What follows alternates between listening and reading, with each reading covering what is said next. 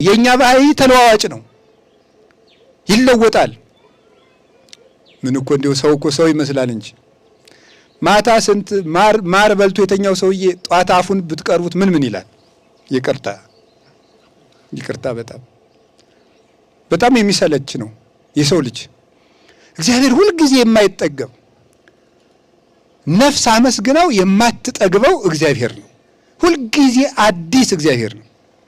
እውነቴንም ነግራችሁ ልብስ እስክናሰፋው እንቸኩላለን፣ ስንለብሰው ይሰለችናል። እስክንለብሰው ብለን የምንቸኩለው ነገር ፋሽን እኮ የልብስ የሰው ልጅ አይምሮ አልጠግብ ሲል ነው የመጣው። ስንለብሰው ይሰለችናል። እግዚአብሔር ለብሰውት ግን አይሰለችም። ሀገር እስክናየው ቸኩላል። እንዲህ ያለ ከተማ አላሉ ቢባል እስከምናየው ቸኩላል፣ ስናየው ሰለቸዋል። ሰውን ስንተዋወቀው መጀመሪያ እንዴት ነበረ? እስኪ ተመልከቱ። መጀመሪያ ስትተዋወቁ አንድ ሰው ጋር አይታችሁታል? ጤና ይስጥልን፣ እንዴት ናችሁ? ደህና ናችሁ? ኧረ አይገባም ሰው ማለት ነው። ከዚያ በኋላ እየቀነሰ እንደ ልብስ ፌድ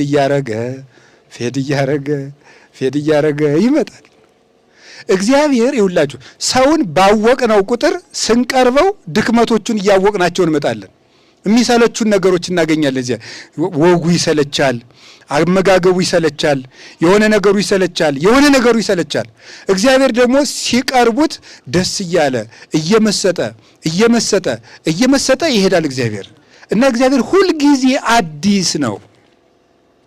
አዲስ ነው እና